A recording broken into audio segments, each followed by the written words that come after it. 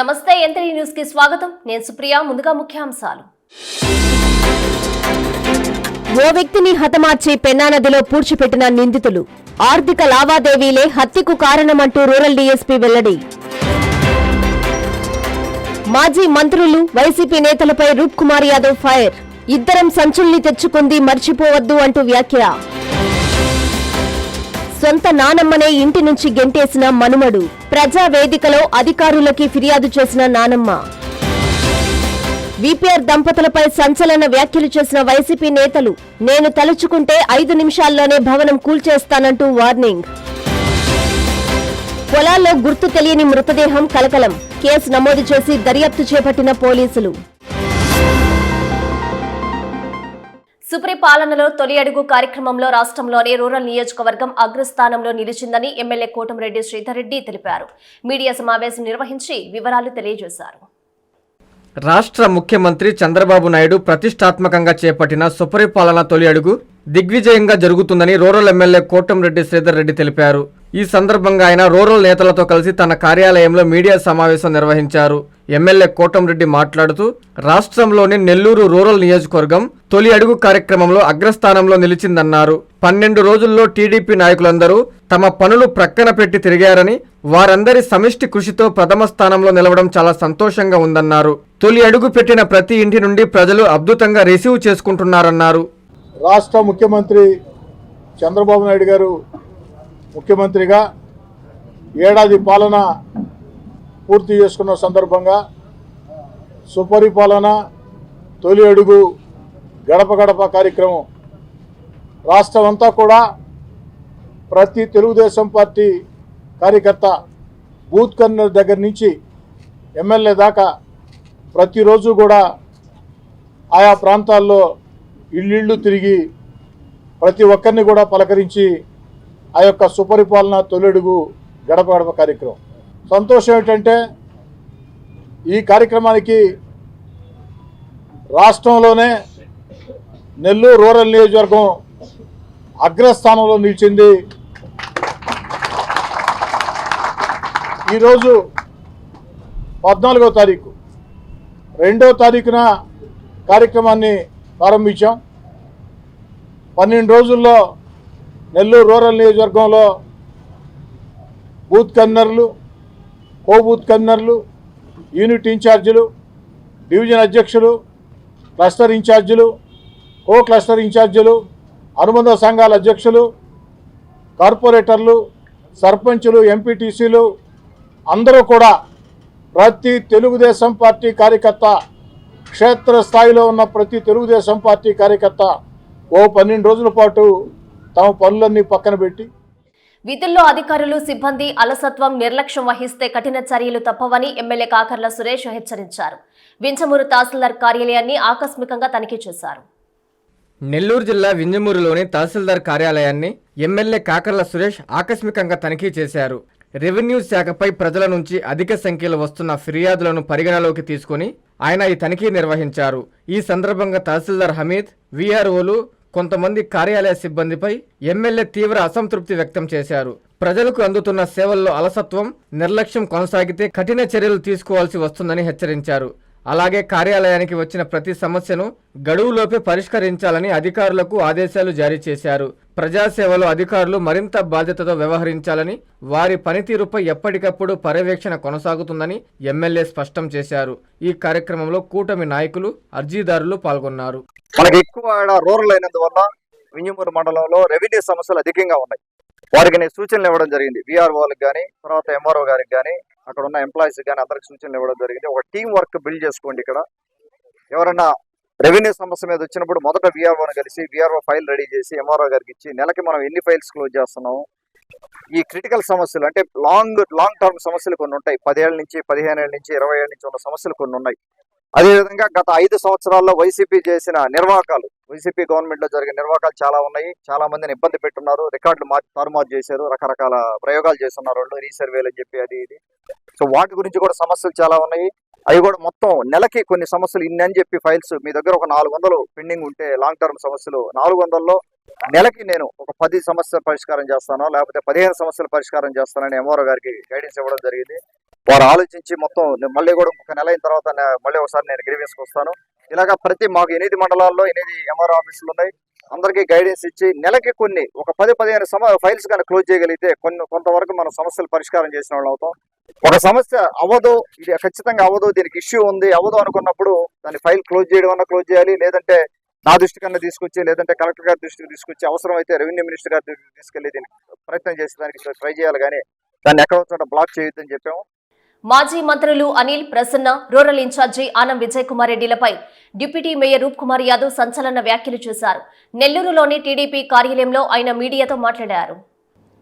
సిగ్గు లేకుండా దాన్ని సమర్థించుకుంటూ కొంతమంది పనికి మాలిన ఎదవల పక్కన కూర్చొని ఈ పైసలన్నా ఇతని క్యారెక్టర్ గురించే నెల్లూరు జిల్లా ప్రజలందరికీ తెలుసు. ఇతని క్యారెక్టర్ గురించే నెల్లూరు జిల్లా ప్రజలందరికీ తెలుసు. ఎంత దారుణంగా వ్యవహరిస్తాడో. అవసరం వస్తే డబ్బుల కోసం, పైసల కోసం కాళ్ళైనా పట్టుకుంటాడు. కాకపోతే సొంత తమ్ముడిని కూడా, రక్తం పంచుకు పుట్టిన సొంత తమ్ముడిని కూడా అనరాని మాటలు అంటాడు. మాటకు ముందు నల్లపరెడ్డి కుటుంబం 6 సార్లు శాసనసభ్యుడు మాజీ మంత్రిని మాట్లాడుతున్నారే. 6 సార్లు శాసనసభ్యుడైన వ్యక్తి, నల్లపరెడ్డి శ్రీనివాసరెడ్డి గారి కడుపున పుట్టిన వ్యక్తి, వరుసకి సోదర అయ్యేటటువంటి ఒక మహిళా శాసనసభ్యురాల గురించే అనేక సందర్భాల్లో అమ్మా ప్రశాంతమ్మ దేహి అని అనేక సందర్భాల్లో డబ్బులు తీసుకొని వచ్చుకొని నియోజకవర్గానికి తీసుకెళ్లి వారిద్దరిని, వేమిరెడ్డి ప్రభాకర్ రెడ్డి గారిని, ప్రశాంతమ్మ గారిని పుణ్య దంపతులు అని చెప్పి అనేక రకాల పూజా కార్యక్రమాలు, దైవ కార్యక్రమాలు, రసలింగేశ్వర స్వామి అభిషేకం, ఎన్నో రోజులు కాల ఇవన్నీ చేసిన ఈ ప్రసన్న కుమార్ రెడ్డి ఇదేనా నేర్చుకుంది? ఆయన చెప్తాడు సలహా, ప్రశాంతమ్మ రాజకీయాలకు కొత్త, నువ్వు నాలాగా పనికి మాలిన మాట్లాడాలా, నాలాగా ఎదవ పనులు ఎట్ట చేయాలా, నాలాగా కమిషన్లు ఎట్ట తీసుకోవాలా, పైసలన్నా మాట్లాడిన ఎదవ మాటలకి సిగ్గుతో తలదించుకోకుండా సమర్థించుకుంటూ ఈరోజు కూడా పరుష పదజాలం వాడాడు. మీడియా మిత్రులందరూ గమనించారు, పరుష పదజాలం వాడాడు. ఆయన అనుకుంటే 5,000 మంది 10,000 మంది వచ్చేస్తారంట, ధ్వంసం చేసి వెళ్ళిపోతారంట. 5,000 మంది 10,000 మంది వచ్చి ధ్వంసం చేసి వెళ్ళిపోతారు. రండి ఎవరో వచ్చేవాళ్ళు, రండి ఆ వచ్చే 5,000 మందో 10,000 మందో ధ్వంసం చేసి వెళ్ళిపోండి. ఎవరా రండి? నల్లప్పరెడ్డి కుటుంబానికి మొత్తం అభిమానులు ఉన్నారు. 5,000 10,000 మంది వచ్చి ధ్వంసం చేసి వెళ్ళిపోతారు. నీ సొంత తమ్ముళ్ళనే కోటమ్మ సాక్షిగా టెంకాయ కొట్టి నాకు వాళ్ళకి సంబంధాలు వదిలేసారు. నీకు జిల్లా వ్యాప్తంగా నీకు అభిమానుల సంగతి దేవుడు ఎరుగు నాయనా. నీ అప్పులు తీసుకున్నటువంటి బాధితులు ఉన్నారు 5-6 వేల మంది. నువ్వు బాకీలు కట్టాల్సిన వాళ్ళు ఉన్నారు చాలామంది, 5-6 వేల మంది. ఏ బాధితులు కడుపు మండి మొన్న ఇంటి మీదకి వచ్చారో పాపం, ఏ బాధితులు కడుపు మండి వచ్చారో ఆ ఇంటి మీదకి ఎగ్జిబిషన్ పెట్టున్నాడు. ఎవరింటికి రాకూడదు, పోయిరండి పైదాకా పోయి చూసుకొని రండి, పోయిరండి పైదాకా పోయి చూసుకోండి. అన్న పైదాకా పోయిరా, అన్న చూసిరా, అన్న అక్క పైదాకా పోయిరా, అక్క చూసిరా, అక్క ఎగ్జిబిషన్ నెల్లూరులో కొత్త రకం ఎగ్జిబిషన్. మామూలుగా మనం ఎగ్జిబిషన్ పోవాలి, టికెట్ కొనుక్కొని పోవాలి ఫ్రీ, దానికి వేరే బోనస్ వేరే దగ్గర పెద్ద అమౌంట్ల కోసం నువ్వు ఆశిస్తూ ఈ రోజుకి ఈ కార్యక్రమాన్ని నడిపిస్తున్నావు. ఇప్పటికైనా మీ పద్ధతి మార్చుకోకపోతే ఇంకొక ఆయన నెల్లూరు మంగళం చేనో ఏ కార్యక్రమాలకి ఆయన పిలవరు. వైఎస్ఆర్ కాంగ్రెస్ పార్టీ ఏ కార్యక్రమం చేపట్టినా జిల్లాలో ఎవ్వడు కనీసం ఆహ్వానం కూడా ఉండదు. అది ఆయన బతుకు. తరివేశారు జిల్లా నుంచి. పోయి జగనన్నని బతిలాడుకుంటే జగన్మోహన్ రెడ్డి గారిని తోక ఒకటి తెలియదు, తోక పిఏసి అని తోక ఒకటి ఇచ్చారు. ఆయనకి ఈయనకి తోడు దొంగలు ఇద్దరికి. జిల్లాలో ఇంకెవరు లేరు వైఎస్ఆర్ కాంగ్రెస్ పార్టీకి. ఈ ఇద్దరు తోడు దొంగలు పిఐసి అని ఒకటి పక్కన పెట్టారు. ఒక్క కార్యక్రమానికి ఆహ్వానంలే. కనీసం వారం రోజుల క్రితం రాజశేఖర రెడ్డి గారి జన్మదినానికి నీకు ఆహ్వానంలే. అది నీ బతుకు. రాజశేఖర రెడ్డి గారి జన్మదినానికి నీకు ఆహ్వానంలే. నీ బతుకు అది. ఇట్లాంటిది ఏదో కార్యక్రమం జరిగితే వచ్చి పక్కన కూర్చొని స్లైడ్ పైకను ఇది స్లైడ్ కొంచెం కిందకను. ఇది నీ బతుకు. నువ్వు కూడా వచ్చి ప్రభాకర్ రెడ్డి గారి గురించి ప్రశాంతమ్మ గారి గురించి మాట్లాడుతున్నావే. ఎన్నిసార్లు వాళ్ళ ఇంటికాడ నువ్వు నేను ఇద్దరు నిలబడుకొని సంచులు తెచ్చుకోను మర్చిపోయావా? మంగళం సీను నువ్వు నేను ఇద్దరం కలిసి గట్టిగా చేతులు కట్టుకొని సంచులు తెచ్చుకుంది మర్చిపోవాగయ్యా. మాటకు ముందు డబ్బున్నోడే సంపాదించుకుంటున్నాడు, కష్టం చేస్తున్నాడు, దేశ విదేశాల్లో పని చేసుకుంటున్నాడు, తను సంపాదించిన సంపాదనలో ప్రజలకు ఖర్చు పెడుతున్నాడు. అవును, డబ్బున్నోడే. నీలాగా ప్రజా సంక్షేమ నిధులు దోచుకొని నా కాడ ఏమి లేవు, పిల్లకాయలకి ఫీజులు కూడా కట్టుకోలేకున్నా. చూడండి, స్కూల్ నుంచి మెయిల్ వచ్చింది, ఫీజులు కూడా కట్టలేకున్నా. ఇది కాదు వాళ్ళు. ఎంపీ వేమిరెడ్డి ప్రభాకర్ రెడ్డి, ఎమ్మెల్యే ప్రశాంత్ రెడ్డిలపై వైసీపీ నేతలు తీవ్ర స్థాయిలో ధ్వజమెత్తారు. నెల్లూరులోని వైసీపీ కార్యాలయంలో వారు మీడియాతో మాట్లాడారు. ఈ మధ్యన మరలా పత్రికా విలేకరుల సమావేశంలో అప్పుల విషయంలో పీజీ చేశాడు, పర్సంటేజ్ల విషయంలో పీజీ చేశాడు, లంచాల విషయంలో పీజీ చేశాడని మాట్లాడింది. 1 year ఓపిక పట్టాను.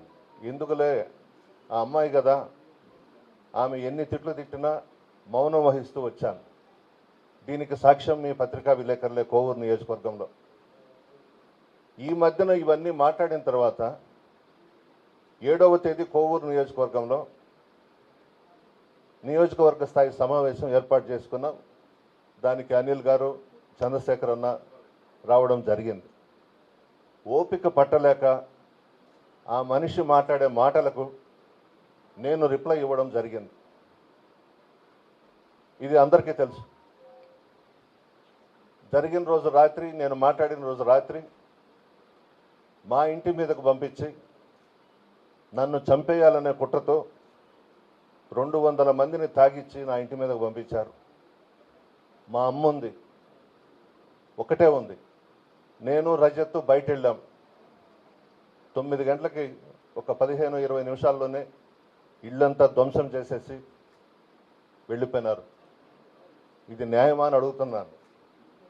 రాజకీయాలలో ఓనమాలు నేర్చుకో అమ్మా, నీకంత అనుభవం లేదు, రావడం ఎమ్మెల్యే అయిపోయినావు, రాజకీయాలలో ఎలా మెలగాలనో తెలుసుకుని మాట్లాడమ్మా అని ఈ ఒక్క మాట మాత్రం నేను ఈ సంవత్సరంలో ఆ మనిషికి సలహా ఇచ్చాను. నన్ను ఎన్ని తిట్లు తిట్టినా భరించాను, రిప్లై ఇవ్వలేదు. ఈ మధ్యన ఇది ఓవర్ అయిపోతూ ఉంది, మనం దానికి ఏదో ఒక విధంగా మనం చెప్పాలనని నేను మాట్లాడాను. ఆ వీడియో చూడండి, మహిళలను కించపరిచే విధంగా ఉందంట. రాష్ట్రంలో ఉండే అన్ని జిల్లాల్లో తెలుగుదేశం పార్టీ మహిళా అధ్యక్షుల దగ్గర నన్ను తిట్టించారు. అయినా పర్వాలేదు, నేనేం వాటి మీద స్పందించేది లేదు.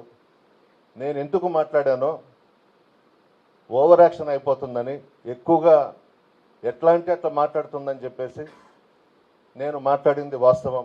7వ తేదీ ప్రభాకర్ రెడ్డి గారికి కూడా ఒక చిన్న సలహా ఇచ్చా అందులో. అంటూ ఆ విధంగా అయితే బాగుండేది, బోరు బావిలో పడిపోయినావు నువ్వు అని ప్రభాకర్ రెడ్డి గారికి చెప్పడం జరిగింది. నెల్లూరు జిల్లాలో జరిగినటువంటి సంఘటన కలిగించింది. సో దీనికి సంబంధించి ఒక మాట అయితే చెప్పచ్చు. ఎప్పుడు కూడా మనము సొసైటీలో కానీ రాజకీయాల్లో కానీ మనం ఒకరినొక మాట అంటే వాళ్ళు తిరిగి 10 మాటలన్నా పడగలగాల. లేదు నేను అలా మాటలు పడలేను అని అన్నప్పుడు నేను ఆ మాటను కూడా అనకూడదు. సో మొదటగా ప్రసన్న కుమార్ రెడ్డి గారి మీద ఒక ఆరోపణ చేసినప్పుడు ప్రసన్న కుమార్ రెడ్డి గారు తిరిగి ఒక ఆరోపణ చేస్తారు. అది మీకు నచ్చకపోతే మీ మనుషుల దగ్గరనో మీ దగ్గరనో దానికి సంబంధించినటువంటి కౌంటర్స్ ఇప్పించడం అన్నది సహజంగా జరిగేటువంటి పరిణామం. లేదు, ఇప్పుడు మీరు కేసు పెట్టారు, ఆ కేసును కూడా మేమే వ్యతిరేకించట్లా, ఎందుకంటే చట్టపరంగా మేము దాంట్లో ఉన్నటువంటి దాని మీద పోరాడడం కూడా జరుగుతుంది. సో ఇవన్నిటికీ భిన్నంగా ఇంటి మీదకి వెళ్ళి దాడి చేయించడం అంటే ఎటువంటి పరిస్థితికి దారి తీస్తా ఉందో అర్థం చేసుకోవాలి.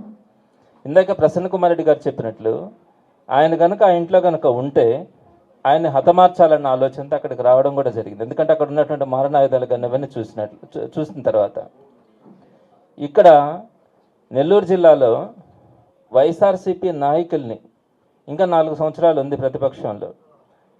రాబోయే రోజుల్లో మొట్టమొదటిగా కాకాని గోవర్ధన్ రెడ్డి గారి మీద కేసులు పెట్టడం కానీ, అక్రమ కేసులు, ఈరోజు ప్రసన్న కుమార్ రెడ్డి గారి ఇంటి మీద దాడి చేయడం కానీ, ఇంకో 4 సంవత్సరాల లోపల ఏమైనా చేయగలం అనే పరిస్థితిని ఈరోజు వాళ్ళు కళ్ళ ముందు చూపెడతా ఉన్నారు. సరే, దాడి చేశారు, ఎవరు చేసినారు, ఏం చేస్తున్నారు సమాజానికి అంతా కూడా తెలుసు. అయితే కనీసం ఈరోజు 7వ తారీఖు జరిగితే 8వ తారీఖున ఎస్పీ గారు పర్మిషన్ తీసుకుంటే ఆయన లేరు. ఏఎస్పీ గారికి వీడియోస్తో సహా ఇవ్వడం జరిగింది. ఎవరు ఇంటి మీదకి వచ్చినారు వాటన్నింటిని కూడా మార్క్ చేసి పేర్లు రాసి వాటన్నింటిని కూడా వీడియోలు ఇస్తే 6 రోజుల తర్వాత 13వ తారీఖున అంటే నిన్నటి రోజున, అది కూడా ఎందుకు ఎఫ్ఐఆర్ చేసినారంటే ఈ రోజున మేము ఒక నిరసన కార్యక్రమం చేయాలనుకున్నాం. ఎఫ్ఐఆర్ ఈ రోజుకి కూడా కట్టలేదు, ఒక వారమైనా కూడా. ఇంత పెద్ద ఇన్సిడెంట్ జరిగిన తర్వాత ఏదో ఒక చిన్న పిక్ ప్యాకెట్ జరిగితేనే వెంటనే ఎఫ్ఐఆర్ కడతా ఉంటారు. మరి ఇంత పెద్ద దాడి జరిగి భారతదేశం అంతా కూడా చర్చించుకునే పరిస్థితిలో ఆ దాడి జరిగిన తర్వాత దానికి సంబంధించినటువంటి ఎవిడెన్సెస్ అన్నీ ఇచ్చిన తర్వాత కూడా ఈ రోజుకి కూడా ఎఫ్ఐఆర్ కట్టలేదని మేము ఒక నిరసన కార్యక్రమం చేయాలనుకున్నప్పుడు హడావిడిగా నిన్న ఎఫ్ఐఆర్ కట్టడం కూడా జరిగింది. పెడితే మేము 7వ తేదీ సాయంకాలం రిపోర్ట్ ఇచ్చాం. ఇన్సిడెంట్ నైటే 7వ తేదీ రాత్రే ఇచ్చాం, 8వ తేదీ ఎస్పీ. ఇదే ప్రశాంతమ్మ గారు 8వ తేదీ సాయంకాలం 5 గంటలకి రిపోర్ట్ ఇస్తే కరెక్ట్ గా 10 నిమిషాల్లోనే ఆమె ఇచ్చిన వెంటనే ఆమె కాపీ మీదే కేసు రిజిస్టర్ చేశారు. ఇంకోటి అసలు విచిత్రం ఏంటంటే, నేను ఇప్పుడు దా చూడలా, ఎవరైనా మన అందరూ కూడా కంప్లైంట్లు ఇస్తాం, కంప్లైంట్ ఇచ్చినప్పుడు ఏమి జరిగిందని చెప్తాం, కానీ సెక్షన్లతో సహా ఈ సెక్షన్ పెట్టి 8 కేసు పెట్టండి, ఈ 79 సెక్షన్ పెట్టండి, ఈ విధంగా పెట్టండి అనేది రిపోర్ట్లో నాకు తెలిసి ఇన్ని సంవత్సరాలలో చాలా మంది రాజకీయ నాయకులు కంప్లైంట్లు ఇచ్చి ఉంటారు అంటారు, కానీ ఆమె కంప్లైంట్ ఇచ్చిన దాంట్లో ఆమె సెక్షన్ కూడా రాసేసింది. 79, 73, 351, 74 ఇది కూడా పెట్టచ్చు, 74 కూడా పెట్టచ్చు. ఆమె పోలీసులకి ఇదో ఈ విధంగా సెక్షన్లు పెట్టండి, ఈ విధంగా సెక్షన్లు పెట్టి కేసులు కట్టండి అని చెప్పి ఇవ్వడం జరిగింది. అదే సెక్షన్లతో పట్టు అని 10 నిమిషాల లోపలే అదే 5 గంటలకు ఇచ్చారని చెప్పి ఎఫ్ఐఆర్ కూడా కట్టేశారు. అంటే ఆమె ఇచ్చిన 10 నిమిషాలలోనే ఆమె రాసిన సెక్షన్లే, ఆమె నచ్చిన సెక్షన్ ఆమె కంప్లైంట్ లోపల ఆమె రాసుకొని ఏమి జరిగిందని కాదు, ఇది జరిగింది, దీనికి ఇది అనిస్తే అదే సెక్షన్లో కట్టడం జరిగింది. ఇక్కడ మాత్రం ఇప్పుడు దాకా లేదు. ఇందాక అన్నం చెప్పినట్టు ఒక చిన్న ఇంపార్టెంట్ ఈరోజు పోలీస్ వ్యవస్థ గుర్తుపెట్టుకోవాల్సిందల్లా ఒకటి, గత సంవత్సరం నుంచి చూసుకుంటే నెల్లూరు నగరంలో కానీ చుట్టుపక్కల చూసుకుంటే అనేక మర్డర్లు జరిగినాయి. అయ్యప్ప గుడి దగ్గర కానీ, వేదాయపాలెం దగ్గర కానీ, ఇట్లా దాని దగ్గర దారిని పోయే వాళ్ళంతా మర్డర్లు జరిగింది. ఈ రోజు మీరు ఒక ఎమ్మెల్యే ఎంపీగా మీరే మనుషుల్ని ఒక ఎమ్మెల్యే ఇంటి మీదకి రౌడీ మోకల్ని గంజాయి బ్యాచ్ని పంపిస్తే వాళ్ళకి లైసెన్స్ ఇచ్చినట్టే. అదే మాకు ఎమ్మెల్యే ఎంపీ అండదండలతోనే మాకు ఎమ్మెల్యే ఇల్లు దాడి చేయక సామాన్యుని ఎవడైనా మేము పొడవచ్చు, సామాన్యుని ఎవడైనా చంపినా మాకేముంది వాళ్ళ అండదండలు ఉన్నారని ఒక లైసెన్స్ ని ఈరోజు వాళ్ళు ఇస్తా ఉన్నారు. పోలీస్ యంత్రాంగం దానికి కొమ్ము కాస్తున్నారు. చచ్చిపోయిన తర్వాత పాప సీఏని ఎత్తేయటం, దానివల్ల ఏం ఉపయోగం? ఎస్పీ గారు ఆలోచన చేయాలా. 5th టౌన్ లిమిట్స్ లో, రూరల్ లిమిట్స్ లో మర్డర్ జరిగితే 2 సీఏలు ఎత్తేసారు. అధికారంలో ఉన్నటువంటి వ్యక్తులు ఎంతో బాధ్యతగా మాట్లాడాల్సినటువంటి పరిస్థితులు ఉన్నప్పుడు అది ఎంత జటిలమైన సందర్భమైనా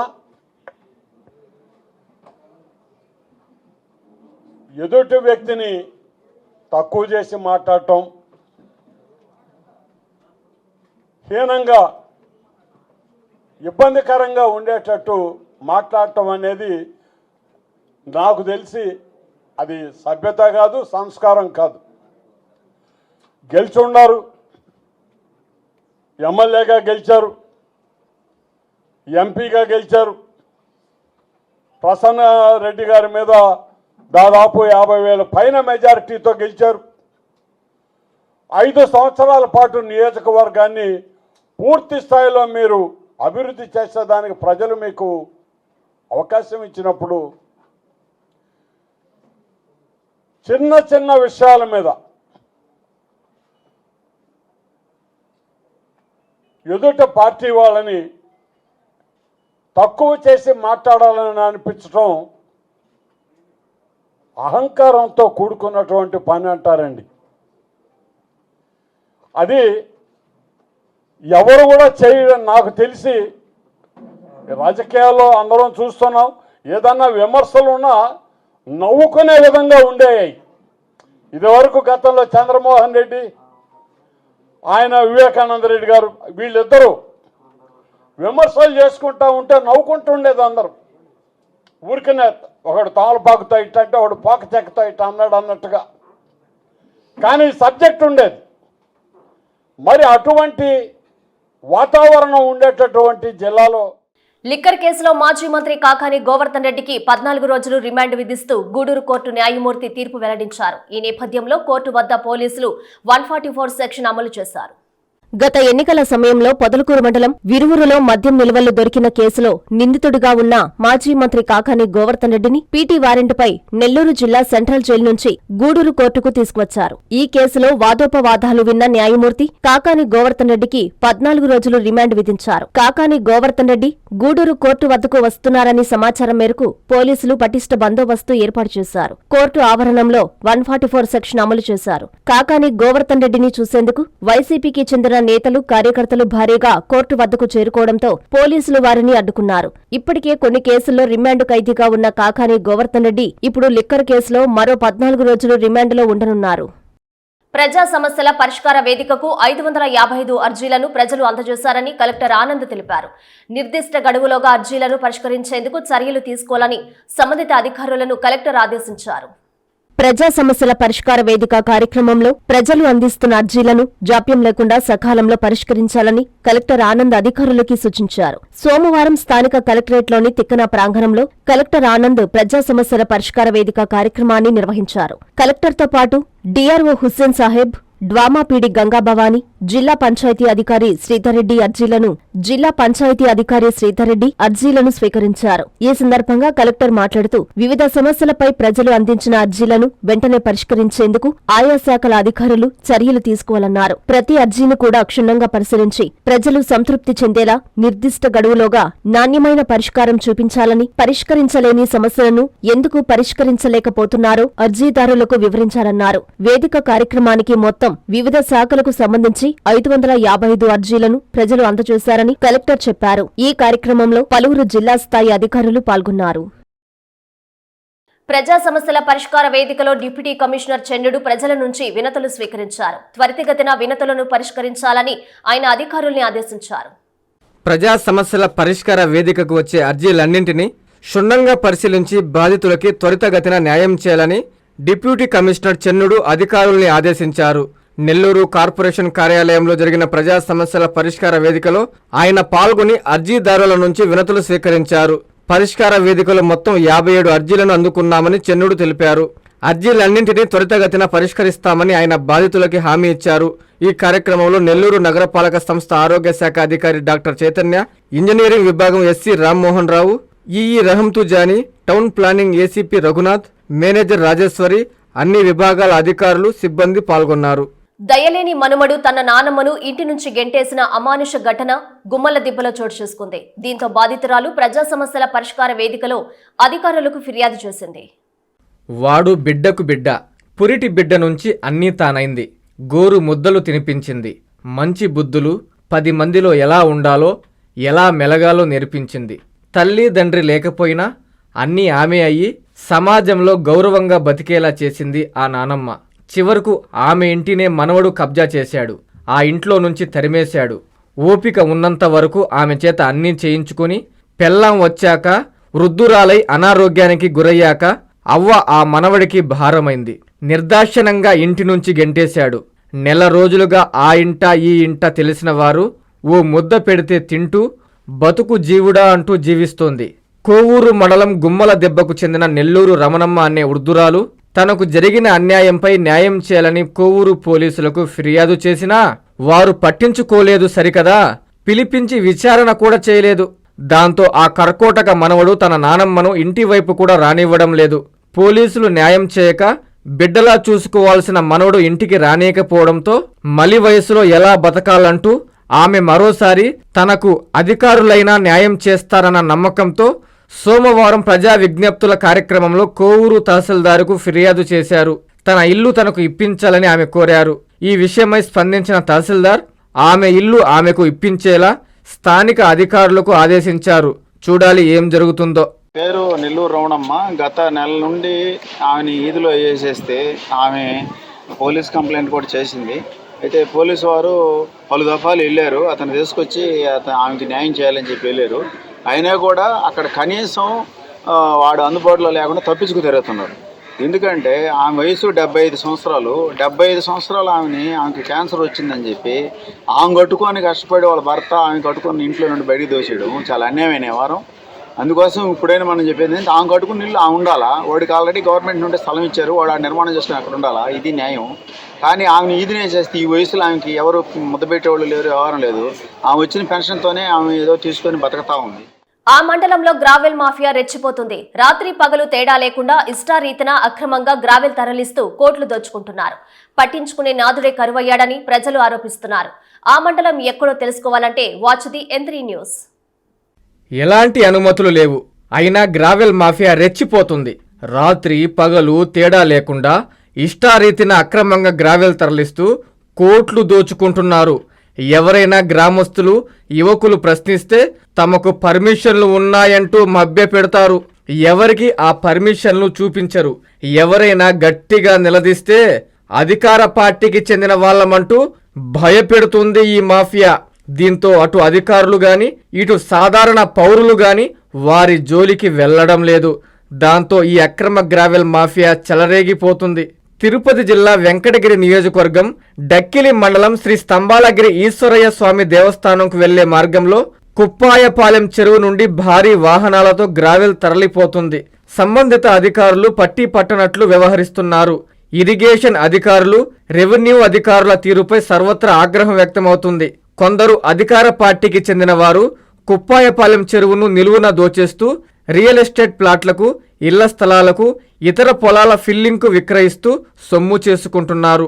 అక్రమ దందాలు చేస్తే రాజ్యాంగంలోని చట్టాలను సైతం వారిపై మోపి కేసులు నమోదు చేస్తామన్న అధికారులే ఈ అక్రమార్కులతో చేతులు కలిపి వాటాలు పంచుకుంటున్నారన్న విమర్శలు కూడా వస్తున్నాయి. కొందరు అధికార పార్టీకి చెందిన వారు కూడా ఈ అక్రమ గ్రావెల్ ముఠా చేస్తున్న అక్రమ రవాణాను అడ్డుకోకపోవడంతో పలు విమర్శలు కూడా వస్తున్నాయి. ఈ విషయంలో ఉన్నత అధికారులు వెంకటగిరి ఎమ్మెల్యే కురుగుండ్ల రామకృష్ణ దృష్టి సారించి ఈ మాఫియాపై చర్యలు తీసుకోవాలని కోరుతున్నారంతా. నాగిరెడ్డిపాలెం గ్రామంలోని పొలాల్లో గుర్తు తెలియని మృతదేహం కలకలం రేపింది. పోలీసులు కేసు నమోదు చేసి దర్యాప్తు చేస్తున్నారు. కలిగిరి మండలం నాగిరెడ్డిపాలెం గ్రామంలోని పొలాలలో గుర్తు తెలియని మృతదేహం కలకలం రేపింది. ఉదయం పొలాలకు వెళ్లిన ఓ రైతు పొలం పక్కన మృతదేహాన్ని చూసిన గ్రామస్తుడు పోలీసులకు సమాచారం అందించారు. దీంతో పోలీసులు సంఘటనా స్థలానికి చేరుకొని మృతదేహాన్ని పరిశీలించారు. మృతుడి వయసు సుమారు 35 సంవత్సరాలు ఉండవచ్చని పోలీసులు అంటున్నారు. మృతుడు ఎవరు అనేది నిర్ధారణ కాలేదు. అనుమానాస్పద స్థితిలో మృతి చెంది ఉండడంతో మండలంలో కలకలం రేగింది. పోలీసులు కేసు నమోదు చేసి దర్యాప్తు చేస్తున్నారు. ఓ వ్యక్తిని హతమార్చి పెన్నా నదిలో పూడ్చిపెట్టిన దారుణ ఘటన విరువురు గ్రామంలో చోటు చేసుకుంది. నగదు లావాదేవీలు, పాత గొడవలే హత్యకు కారణమని నెల్లూరు రూరల్ డీఎస్పీ ఘట్టమనేని శ్రీనివాస్ వెల్లడించారు. నగదు లావాదేవీల గొడవలు మనసులో పెట్టుకుని ఓ వ్యక్తిని హతమార్చి పెన్నా నదిలో పూడ్చిపెట్టిన దారుణ సంఘటన నెల్లూరు జిల్లా పొదలకూరు మండలం విరువురు గ్రామంలో చోటు చేసుకుంది. సమాచారం అందుకున్న పోలీసులు ఘటనా స్థలానికి చేరుకుని విచారణ చేపట్టారు. ఈ సందర్భంగా నెల్లూరు డీఎస్పీ ఘట్టమనేని శ్రీనివాసరావు మాట్లాడుతూ నెల్లూరు రూరల్ మండలం యనమల వాణిదిన్నె గ్రామానికి చెందిన కాయల మోహన్ చంద్కు తరుణ్ కుమార్ రెడ్డికి నగదు లావాదేవీల విషయంలో పాత గొడవలు ఉండేవి. వాటిని దృష్టిలో పెట్టుకుని తన స్నేహితులతో మోహన్ చంద్ను కత్తి, రాడ్తో కొట్టి హత్య చేశారన్నారు. పొదలకూరు మండలం విరువురు గ్రామంలో గత బుధవారం ఓ కార్యక్రమానికి హాజరైన మోహన్ చంద్ కార్యక్రమం అనంతరం సాయంకాలం స్నేహితులందరూ మద్యం సేవించి ఆ మద్యం మత్తులో మోహన్ చంద్ను హతమార్చి పెన్నా నదిలో మృతదేహంను పూడ్చిపెట్టారన్నారు. పరారీలో ఉన్న నిందితులను పట్టుకుని విచారించగా హత్య విషయం వెలుగులోకి వచ్చిందన్నారు. Nellore rural DSP CI Venu, Podalakur CI Ramakrishna Reddy, తహసీల్దార్ శివకృష్ణయ్య ఆధ్వర్యంలో మృతదేహాన్ని వెలికి తీయించారు. పంచనామా అనంతరం పోస్టుమార్టం నిర్వహించి మృతదేహంను నెల్లూరుకి తరలించారు. నిన్న రూరల్ పోలీస్ స్టేషన్కి సంబంధించిన మిస్సింగ్ కేసులో మాకు రాబడిన సమాచారం మేరకు పొదలకూరు మండలానికి చెందిన తిరువూరు గ్రామానికి నివాసి అయిన తుమ్మల తరుణ్ కుమార్ రెడ్డి అనే అబ్బాయి, అతని స్నేహితులు కలిసి అతని మిత్రుడు మోహన్ చంద్ తోటి గతంలో ఉండే ఆర్థిక లావాదేవీల కారణంగా 10వ తారీఖు నైటు ఇక్కడ తిరువూరు పక్కనే ఉన్న దగ్గర వాళ్ళు ఈవినింగ్ వచ్చి సిట్టింగ్ కూర్చొని ఉన్నారు. ఆ క్రమంలో వాళ్ళ మధ్య గతంలో జరిగిన ఆర్థిక లావాదేవీల విషయమై గొడవలు పడ్డారు. దానికి ముందుగానే ఈ తరుణ్ కుమార్ రెడ్డి ఈ మోహన్ చంద్ అనే పిల్లవాడి మీద కక్ష ఉంది. ఎందుకంటే గతంలో అతన్ని హ్యూమిలేట్ చేయడం, రకరకాలుగా మాట్లాడాడు. పైగా అతనికి సంబంధించిన డబ్బులు బాకీ విషయంలో గొడవ పడ్డారు. దాని విషయం మనసులో పెట్టుకొని తన స్నేహితులతోటి తన నమ్మకంగా పిలిపించుకొని 2 రెంటల్ కార్స్ని డిస్పోజ్ చేసే విషయం గురించి పిలిపించుకున్నారు. ఆ కార్లతోటి ఇక్కడ తన పొజిషన్లో తీసుకున్న తర్వాత అతన్ని నమ్మకంగా వాళ్ళ దగ్గర ఉన్న ఆల్రెడీ ప్రిపేర్ చేసుకున్న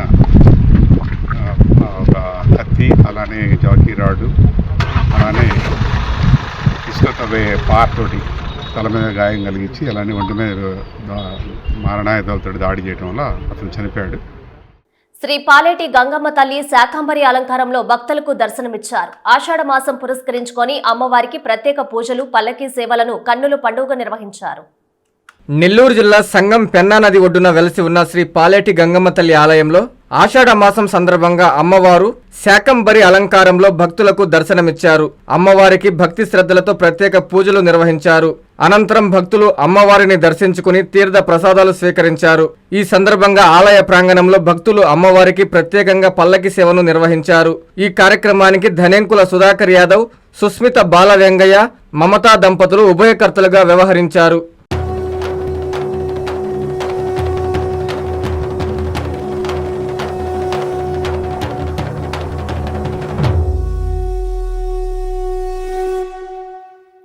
వార్తలు ముగించే ముందు ముఖ్యాంశాలు మరోసారి. ఓ వ్యక్తిని హతమార్చి పెన్నా నదిలో పూడ్చిపెట్టిన నిందితులు. ఆర్థిక లావాదేవీలే హత్యకు కారణమంటూ రూరల్ డీఎస్పీ వెల్లడి. మాజీ మంత్రులు, వైసీపీ నేతలపై రూప్ కుమార్ యాదవ్ ఫైర్. ఇద్దరం సంచుల్ని తెచ్చుకుంది మర్చిపోవద్దు అంటూ వ్యాఖ్య. సొంత నానమ్మనే ఇంటి నుంచి గెంటేసిన మనుమడు. ప్రజావేదికలో అధికారులకి ఫిర్యాదు చేసిన నానమ్మ. వీపీఆర్ దంపతులపై సంచలన వ్యాఖ్యలు చేసిన వైసీపీ నేతలు. నేను తలుచుకుంటే 5 నిమిషాల్లోనే భవనం కూల్చేస్తానంటూ వార్నింగ్. పొలాల్లో గుర్తు తెలియని మృతదేహం కలకలం. కేసు నమోదు చేసి దర్యాప్తు చేపట్టిన పోలీసులు. ఈ వార్తలు ఇంతటితో సమాప్తం. నమస్కారం.